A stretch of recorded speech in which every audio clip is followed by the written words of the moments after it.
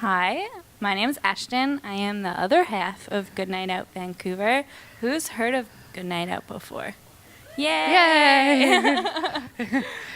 Amazing. And then another show of hands. Who was at our session yesterday? Okay, sweet. Thanks for coming. So I am going to start with the same icebreaker we started with yesterday. So if you're in yesterday's session, don't participate, don't cheat. So my name's Stacey. I'm the other half of Good Night Out. We are a nonprofit based in Vancouver that is a chapter of an international campaign. So if you've been over in the UK at all, you may have heard of the original Good Night Out. We brought Good Night Out to Vancouver about 3 years ago. So we work with many stakeholders in the nightlife economy in Vancouver to help reduce sexual violence and harassment on nights out.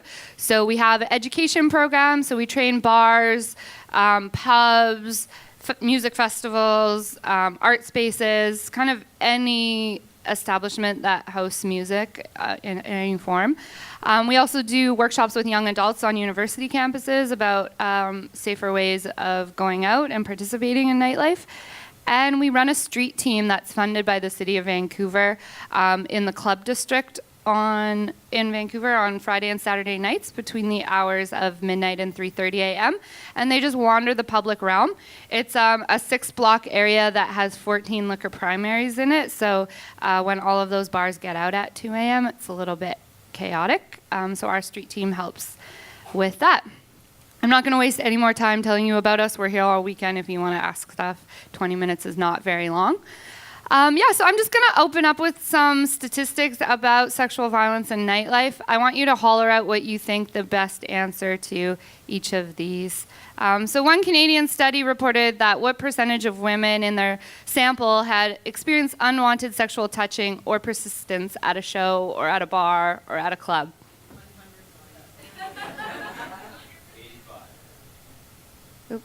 75.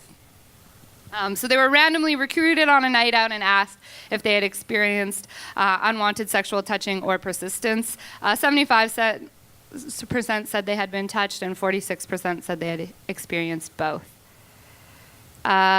This is a research involving 264 university-age men.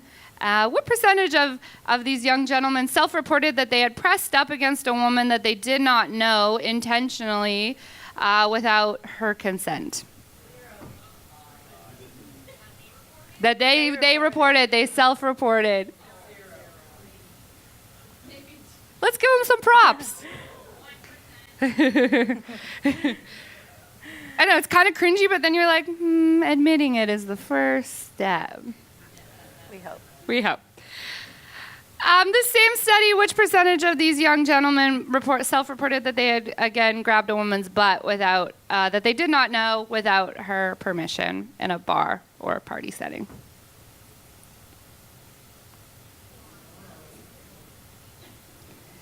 Oops.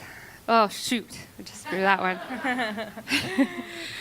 This is the free square in bingo. In one survey, what percentage of participants thought that venue staff did not respond very well when they were taken to staff?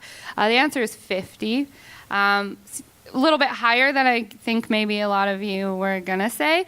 I think the rationale for that one is this particular survey was done in a city's queer district, which maybe has a bit more work in place to protect vulnerable patrons.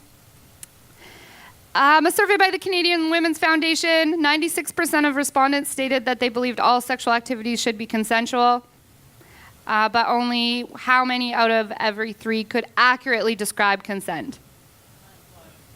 Yes. And the final one, women self-reported how many sexual assaults in Canada in 2014. So this means reported as in went to the police. So for the whole year, it's not a percentage, it's a number. This is the last year that we have official federal data for. The new data set should be released soon. Throw out a number. 300. Anyone have anything different? 1,000.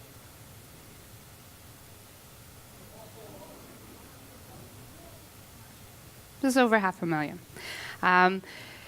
In Canada, sexual assault is the only violent crime that's not going down. All other violent crime in Canada has been trending downward since 1999. This doesn't necessarily mean that it's happening anymore. It could reflect that we have made strides in reporting mechanisms. However, it is still staggeringly high.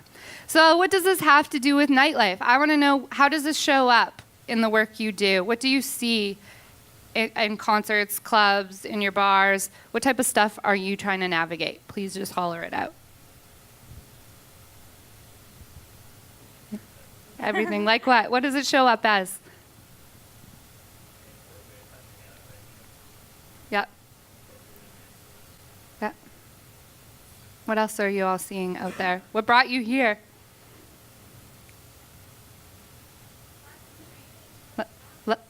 Lack of training for staff and security, for sure. So the safer space movement has gotten really huge in the last 18 months.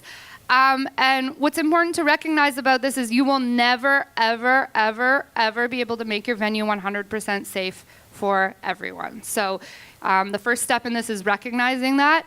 The next best thing that you can have in place is a really solid plan and how you're going to respond to it, is kind of my first bit of advice. So we hear about harassment on nights out a lot. This is kind of how it shows up. The number one question people ask us is, what does harassment look like? Like, they want a list that they can keep in their wallet so that they maybe will know it when they see it. And it's so subjective. It really is anything of a sexual nature directed at someone without their consent. So there's a list up here. The kind of things we hear about on nights out are those like ghost grabs, inappropriate touching in a crowd, groping, etc. The person who's always kind of following someone or creeping out in the corner. And then some more severe things around using sexist, racist, homophobic slurs towards someone, persistently following, pestering someone, offering up commentary about people's bodies or costumes or outfits. And then it also shows up against staff, right? Which I'm sure you're all familiar with. On the other side of the slide is how harassment shows up from an employment perspective. So the next common question we got asked is, isn't this type of behavior in a bar illegal? Newsflash is that the cops are not going to come for a kind of creepy person acting creepy in the bar. Harassment of like the verbal type of catcalling stuff that happens on nights out is not illegal in Canada. There isn't a part of the criminal code that could stick for the type of catcalling behavior that women in the queer community often experience on nights out, that doesn't mean it's okay though. It means that it's on you all to create really great policy and really great plan. So by show of hands, who works in a place that has a sexual misconduct plan for your venue? Cool. Not very many. Two. All right. So is that where we want to talk about next? I have a whole bunch of things. I'm going to let you steer where we think this should go. What would be the best use of the next 10 minutes with us? Where do we want to go? I would say the thing that you've noticed are the sort of all of Yeah. So, in case you were wondering what leering is, because leering shows up on our list. Who here has seen a version of this person in the bar? Not really Michael Scott, but. Could you also talk about how you get venues on board? Yeah, that's a great question. So how do you get venues on board? You just keep pestering them until they say yes. So when we started this project, we made a spreadsheet with all the venues in town.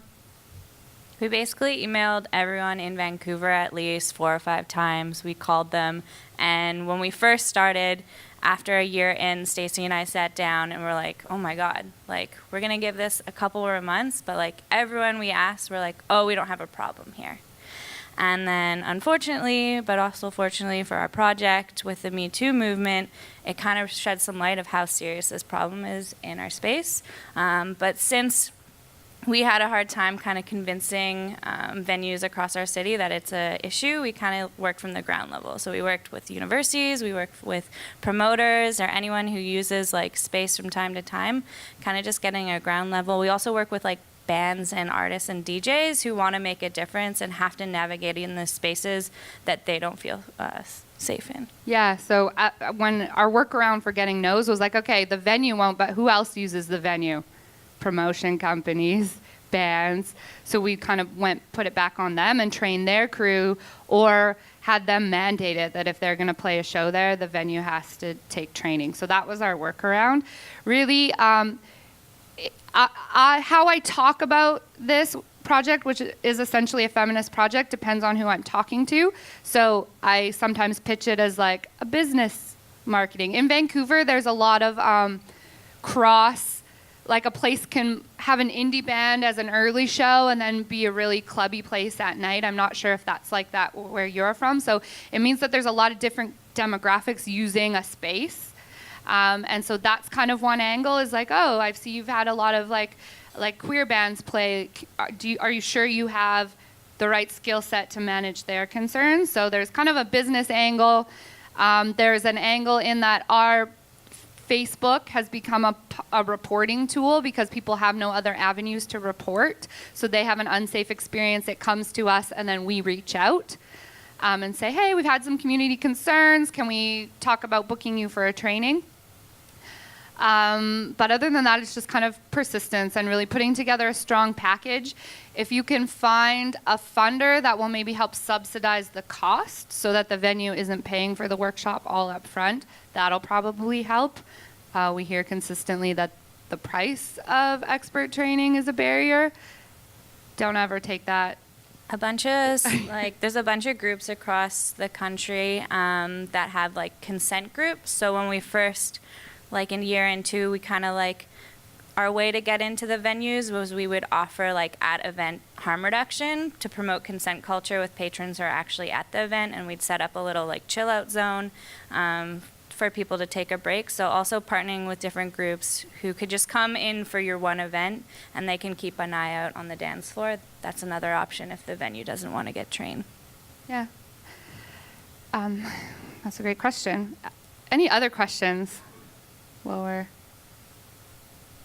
Cool. Well, if you think of any, let me know. So this is kind of my slide around where to start. So you've entered into this conversation about safer spaces. It can seem really, really daunting about knowing where to begin and what you have to do. So I encourage you to do a physical and social audit of the space. And this may involve asking for feedback from your staff and the people who use your space. Put up a public survey with like 5 questions asking for feedback about how their experiences at your venue or at your festival have been for them. And then once you are sitting on all of that data, you really want to ask yourself 3 questions. So how do you want people to act in your space? And the answers to that will inform your code of conduct. Code of conduct is a very short public-facing document that applies to patrons, staff, crew, volunteers, artists. It is going to go on your social media. It's going to go around your space.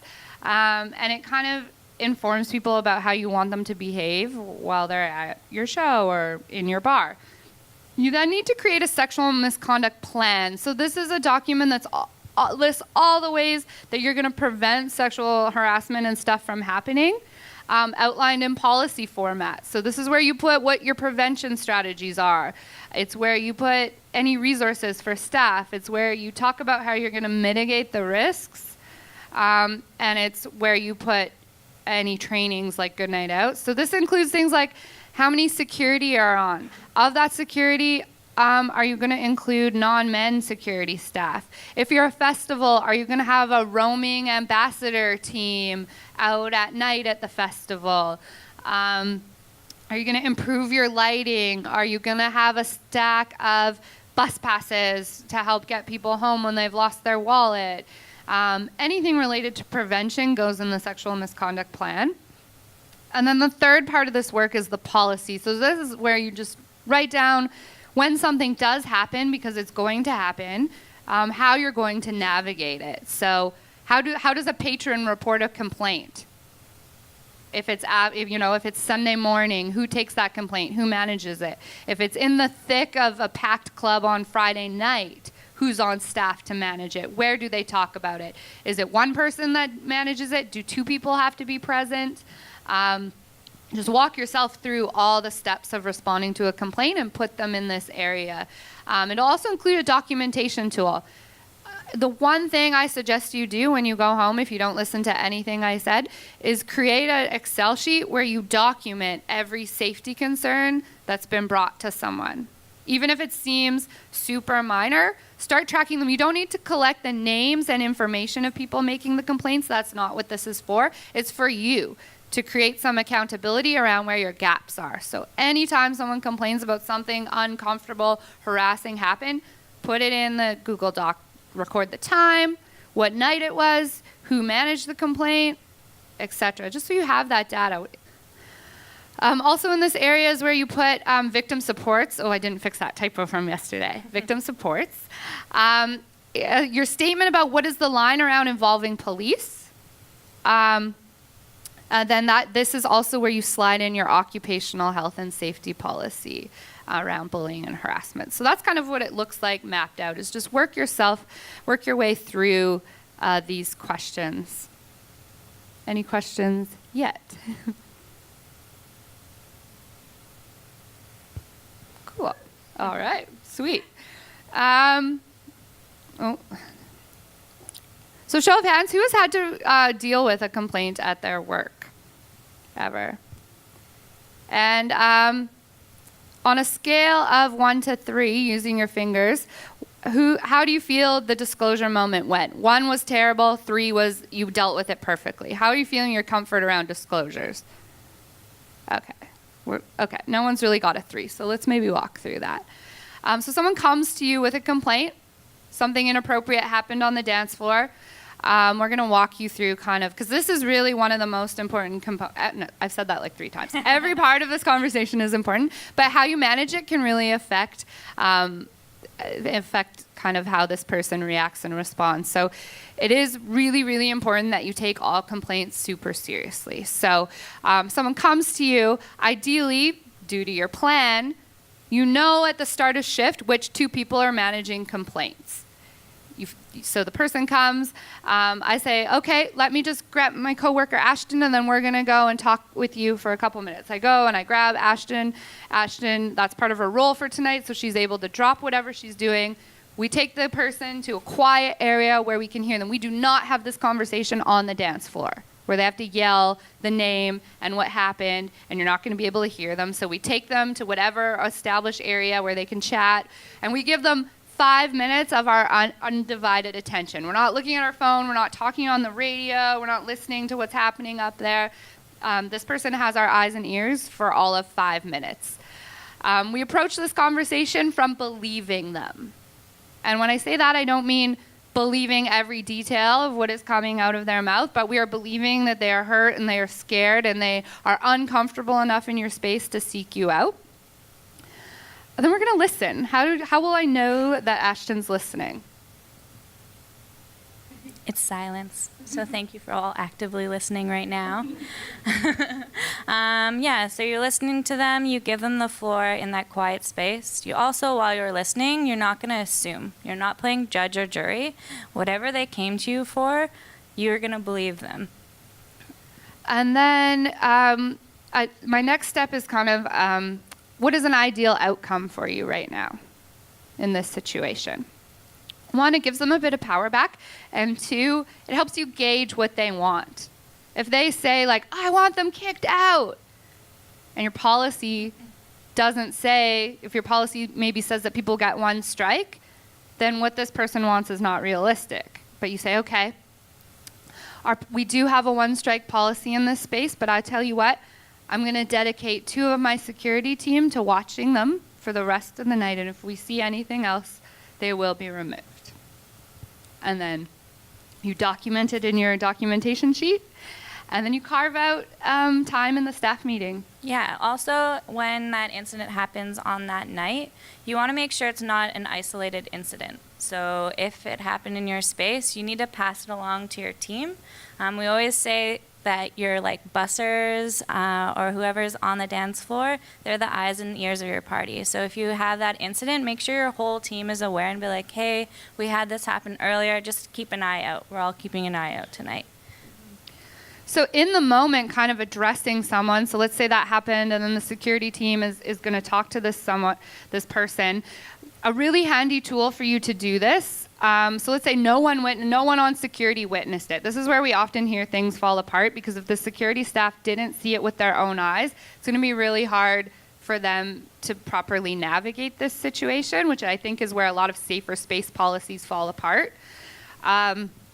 So taking your code of conduct, making it look really good, having it on a poster, also make handbills out of it. And everyone in the space has handbills.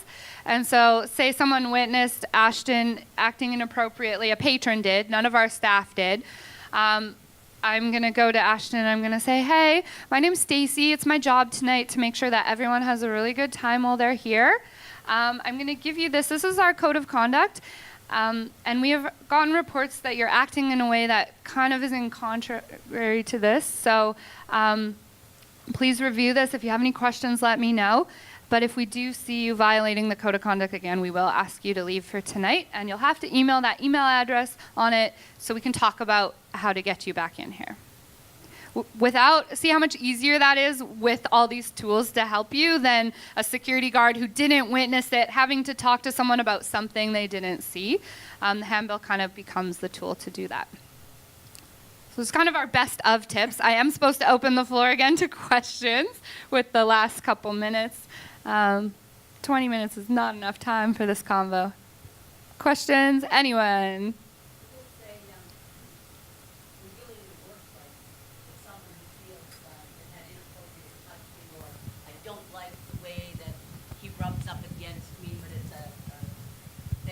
Will say, but they also will say, I don't need a microphone. They also will say, but I don't want you to say anything, because they got to work with them the next day. So I've definitely dealt with that in my past workplace. Yeah, and so I think that's one part of that is your reporting system should be set up in a way that enables people to report stuff and you to act on it with some degree of confidentiality. And then from there, I would go with if this is a repeat person doing this, then definitely they do need to be singled out, especially like worker-to-worker harassment. It is illegal. There's provincial WorkSafe, workers' legislation against stuff like that. And so setting up the conversation in a way that really supports the person who reported it so that they feel, I think that people say they don't want it to come back to them because there aren't supports in place to make that part of the experience safe. Yeah, but they want it changed. And so really your policy around workplace harassment should include tons of resources and supports for the people reporting, and also perhaps makes use of a third party to manage the conversations, to kind of take it off of you and make it because you're in the middle of it. Well, I was in a management position. So then what I did, I just watched for it myself. Right. And then I approached the person and said that was inappropriate. So then I'm not bringing in that third party that doesn't want to be. Right. Because normally, if there's someone inappropriate touching, it's just not one person. Totally. You're getting more complaints. So then you just watch for it yourself and then you fix it. Yeah, it sounds like that really worked for you. And we have to remember, though, sometimes predators are super sneaky, and you may not, just because you don't see it doesn't mean it's happening. So just to keep that in mind as well. Yeah. I think there was a question over here.